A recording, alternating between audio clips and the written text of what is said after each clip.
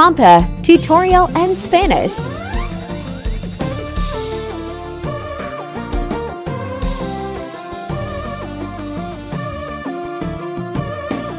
Muestra la forma correcta de hacerlo, porque mucha gente hace lo que quiere con el pie y también se comportan con el pie donde quieran, pero te mostraré exactamente cómo bailar profesional. En primer lugar, tienes que pensar en tu cintura, tu ajuste, tus hombros,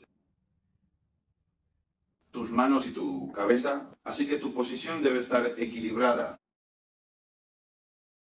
Y también tienes que concentrarte en tus piernas, que son tus pies muy firmes porque son el equilibrio de tu cuerpo. Si tus pies no se equilibran, no puedes bailar como un profesional de combate. Entonces, para el paso de combate básico, todo lo que tienes que hacer, tienes que asegurarte de que cuando te paras en la pista de baile, solo tienes un paso entre tus piernas. Solo un paso entre las piernas. Ahora mira esto. Mientras algunas personas hacen esto,